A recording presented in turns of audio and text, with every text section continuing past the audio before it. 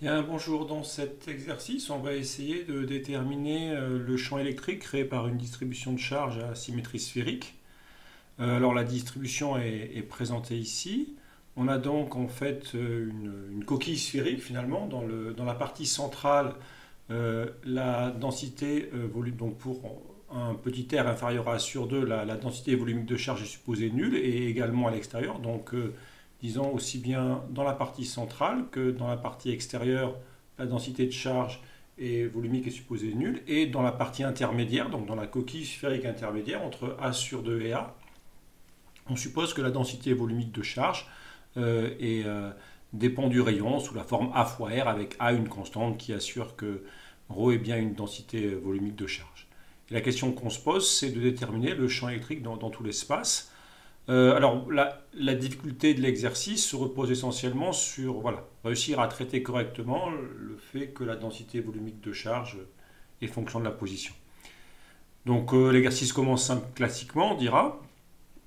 Bien évidemment, on va commencer par essayer de déterminer, montrer que la distribution a suffisamment de symétrie et d'invariance pour proposer une forme simple pour le champ électrique, une, une forme à haute symétrie. Bien sûr, on se place en coordonnées sphériques avec r la distance au centre, θ qui serait la colatitude et puis phi qui serait l'angle lorsqu'on se promène sur un parallèle terrestre en allant vers l'est. Et donc on identifie classiquement sur ces distributions à symétrie sphérique. Donc le point important, c'est que la densité volumique de charge dépend de R, mais ne dépend ni de θ ni de phi. Donc finalement, on conserve les plans de symétrie classiques de la distribution à symétrie sphérique. Le plan M, UR, Uθ, qui serait, si vous voulez, un plan méridien. Et également le plan M, UR, Uφ, qui sont bien des plans de symétrie de la distribution des charges. Et si ce sont des plans de symétrie de la distribution des charges, on sait qu'on a un point M de ces plans, eh bien le champ électrique est contenu dans ces plans. Donc s'il est contenu à la fois dans ce premier plan et dans ce second plan, en M, il doit être selon leur intersection, et leur intersection commune, c'est UR. Donc on conclut déjà que le champ électrique au point M, il a uniquement une composante selon UR, et donc sa forme générale est celle-ci, d'accord? Il est contenu dans les deux plans en M, donc selon leur intersection qui est UR. Ensuite, la distribution étant asymétrie sphérique, vous avez invariance en tournant sur θ ou en tournant avec phi, ce qui assure que la composante, attention, pas le champ dépendra bien via UR de θ et phi, mais la composante du champ électrique ne va dépendre que de petit r. Donc en fait, ceci assure que la composante du champ électrique est indépendante de θ et phi, et donc finalement, la forme générale du champ électrique, donc on est passé finalement d'un champ qui a priori a trois composantes, chacune dépendante de trois coordonnées, et on voit que finalement on se ramène à une seule composante qui ne dépend que d'une coordonnée, mais qui est le résultat classique pour la distribution asymétrie sphérique. Donc une fois qu'on a ce premier résultat, on peut maintenant choisir la surface de Gauss et appliquer le théorème de Gauss. Donc bien sûr, on veut que le flux du champ électrique à travers la surface de Gauss soit élémentaire. Donc il est bien évident qu'ici, on va choisir comme surface de Gauss, bien une surface celle que je représente ici, c'est-à-dire une sphère de rayon petit r quelconque qui est centrée sur l'origine. Ainsi, le calcul du flux, comme on va le voir, va être évident. On peut d'ailleurs faire ça tout de suite. Je reprends ici le calcul du flux que j'ai commencé. On calcule l'intégrale double de E scalaire ds. Donc le champ électrique est selon UR. D'après le choix de la surface de Gauss qu'on a choisi, ds est selon UR sur tous les points. Et donc UR scalaire UR fait 1, d'accord? Vous avez ici le vecteur unitaire. Donc la norme, le carré scalaire est égal à 1. Et vu que la composante du champ électrique ne dépend que de petit r, on est sur une sphère, donc on est à r fixé, on peut donc sortir la composante du champ électrique. Et après, l'intégrale double des ds, ça c'est simplement l'aire de la sphère. Et on sait qu'une sphère de rayon petit r a son aire, c'est 4 pi r carré. Voilà. Alors maintenant, le calcul plus complexe, c'est la détermination de la charge intérieure qui va nécessiter de traiter trois cas différents. On va commencer parce qu'en fait, j'ai fait cette surface-là, mais cette surface, vu que R est quelconque, on peut avoir un R qui est inférieur à A sur 2, on peut avoir un R qui est entre A sur 2 et A, et on peut avoir un petit r qui est plus grand que A. Donc je commence, et là on entre vraiment dans la difficulté de l'exercice. Tout ça, normalement, bien sûr, ça doit être fait, mais ça ne doit pas vous prendre beaucoup plus que 5 minutes, quoi, et c'est vraiment quelque chose de très classique. Il faut quand même s'appliquer. Donc bien évidemment, il y a un cas très simple. Si petit r est inférieur à A sur 2, eh bien, dans une sphère rouge qui serait dans la partie centrale, il n'y a aucune charge. Donc bien sûr, la charge intérieure est nulle. Il en sera de même du champ électrique. Mais ça, c'est assez trivial. On attaque maintenant le centre de l'exercice. Et on va se placer, dans le cas que j'ai présenté ici, pour une sphère de rayon petit r intermédiaire entre A sur 2 et A. Alors le calcul de la charge intérieure. Donc pour calculer la charge intérieure, eh bien, il y aura en fait on va considérer un élément de volume et on va considérer donc il y aura une intégrale triple parce qu'il y a les trois variables θ, r et φ.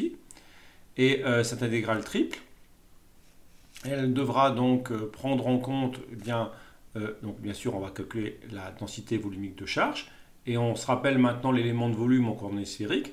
Alors simplement je vais être obligé de faire intervenir, on peut directement mettre les bornes, donc θ variera entre 0 et π. D'accord, vous partez entre guillemets par exemple du pôle nord et puis vous tournez comme ceci sur un méridien pour arriver au pôle sud. Là, vous engendrez un demi-cercle. Ensuite, en parcourant phi de 0 à 2π, ce demi-cercle, en le faisant tourner de 0 à 2π, vous allez engendrer une sphère complète. Et ensuite, en faisant varier r, vous pouvez avoir tous les volumes que vous voulez.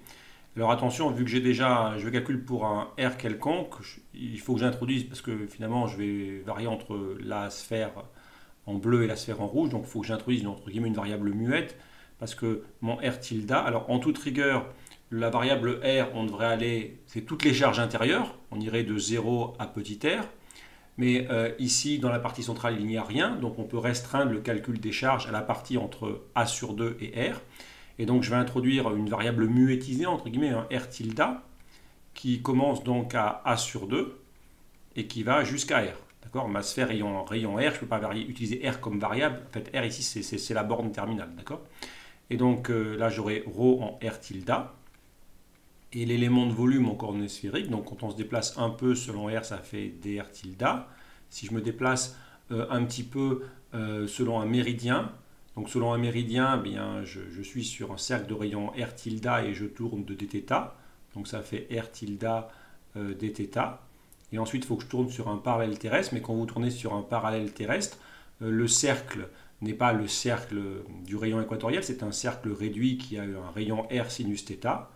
Et vous R tilde, entre rigueur, des phi, comme ceci. Donc c'est ce calcul-là qu'il faut faire. Donc le plus simple, c'est de commencer déjà par le calcul angulaire, qui lui est plus simple à traiter, et qui est toujours le même. Et donc on peut noter avec, donc on va commencer par le calcul angulaire, on fait avec θ de 0 à π et phi de 0 à 2π, donc de sinus dθ, dθ des phi. L'intégrale sur phi est triviale, c'est juste 2π. Et quand on intègre sur sinus θ, donc une primitive possible, ça sera moins cos θ. Si on dérive cos θ, ça fera moins sinus θ. Donc ça fonctionne entre 0 et π. Et ici, donc cos θ en π, ça fera moins 1. Avec le moins devant, ça fait plus 1. Et pour l'autre borne, donc on aura cos de 0 qui fait 1, mais avec le moins, ça fait on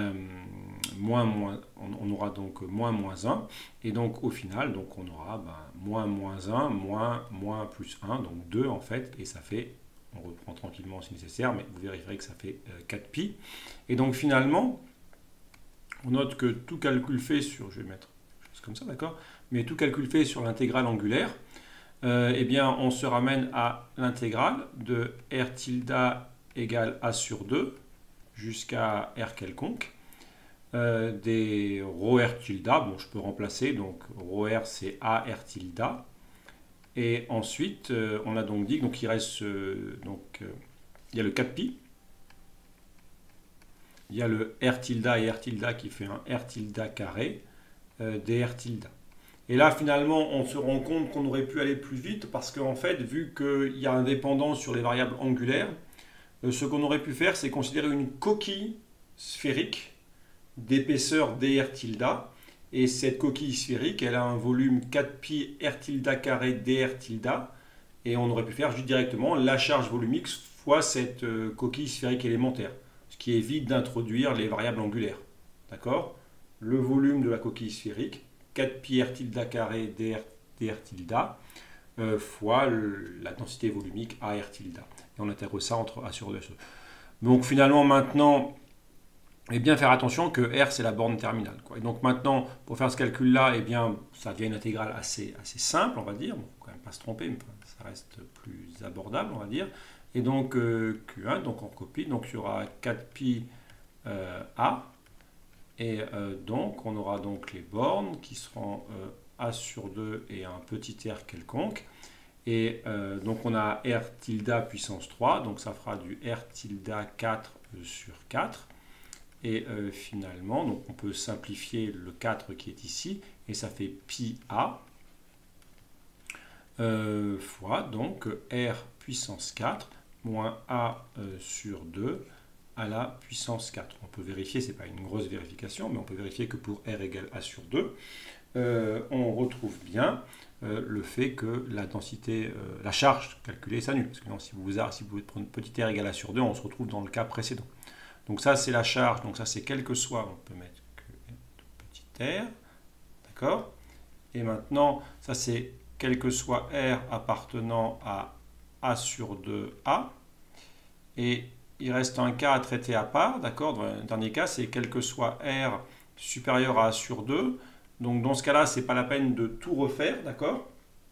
Si R est supérieur à A sur 2, ben, il faut simplement arrêter l'intégrale. Donc c'est la même méthode, mais simplement au-delà de A sur 2, pardon, au-delà de A, excusez-moi. Ça c'est faux ici, donc c'est pour R supérieur à A, excusez-moi. Donc quand la sphère rouge est en dehors. Dans ce dernier cas de figure, bien en fait l'intégrale, vous la faites, hein, les charges sont dans la partie bleue centrale, donc en toute rigueur l'intégrale commence à 0, mais de 0 à A sur 2 il n'y a pas de charge, et on intègre de A sur 2 à A, et donc il faut juste changer la borne terminale, d'accord? Et donc dans ce cas-là, Q intérieur de R, ce sera 4 pi A fois, donc, eh bien la même chose, enfin R tilde, pas la même chose, mais R tilde A sur 4, et les bornes sont maintenant A et A sur 2. On peut toujours simplifier le 4, ce qui fait pi A. Et maintenant, ça fait donc A4 moins A4 sur 16, d'accord? 2 puissance 4. Et maintenant, si on met au même dénominateur, ça fera 15 pi. Bon, après, le calcul exact n'est pas d'un intérêt saisissant, je dirais, mais ça doit faire ceci sauf erreur. Donc maintenant, l'exercice est presque terminé parce que finalement, il reste à se rappeler que avec ER de petit r fois 4 pi r carré, qui vaut donc Q intérieur de R sur epsilon 0.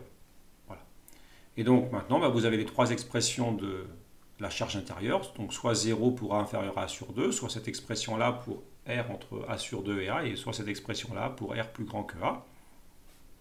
Et donc au final, je vais simplement recopier les résultats que j'ai notés, mais il suffit juste de faire ce calcul, hein. Vous reprenez les valeurs, donc bien sûr, on obtient finalement qu'on peut faire une sorte de grande accolade, quel que soit R inférieur à A sur 2, bien évidemment, il n'y a pas de charge à l'intérieur, donc le champ au point M sera nul. Quel que soit R appartenant à A sur 2, A, alors le champ électrique, eh bien simplement vous prenez cette expression-là, vous prenez cette expression qui est ici, vous divisez par epsilon 0, puis par 4 pi r carré, donc les pi vont disparaître, et donc j'ai trouvé, si je n'ai pas fait d'erreur, donc on peut essayer de le faire ensemble, mais il y aura donc un A qui va rester.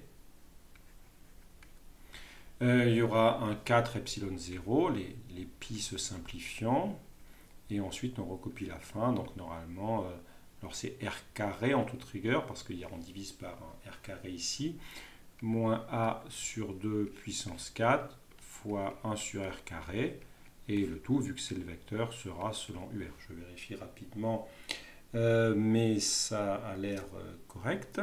Et enfin, pour R, quel que soit R plus grand que A sur 2, le champ électrique. On prend la dernière expression qui est ici et on divise, donc on aura le pi qui va disparaître, donc il y aura le 15 qui va rester, le A qui va rester, le A4 qui va rester, le 16 va rester, les pi disparaissent, il y aura le R carré et il y aura un epsilon 0.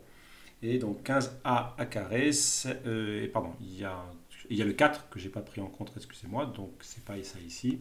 Il y a le 4 fois 16 qui fera en fait un 64. Voilà, bon, là, il n'y a rien de très difficile, c'est juste un peu des coefficients, faut juste prendre le temps de le faire, mais normalement 15A à carré, puis le retard n'a pas d'intérêt saisissant. Le seul point qui peut être retenu, c'est qu'en fait le champ électrique, c'est pour ça que je n'ai pas été très rigoureux forcément sur les bornes ouvertes ou fermées, c'est qu'en fait dans le cas présent, on n'a que des charges en volume, et il n'y a pas de charge surfacique. Donc le champ électrique est forcément continu, donc vous pouvez le vérifier hein, si vous prenez par exemple, bon c'est assez facile, en A sur 2, si vous appliquez en A sur 2, vous retrouverez que vous aurez A sur 2 au carré sur A sur 2 au carré et que ça fera bien 0. Vous retrouvez la continuité, donc il y a bien, on peut noter qu'il y a continuité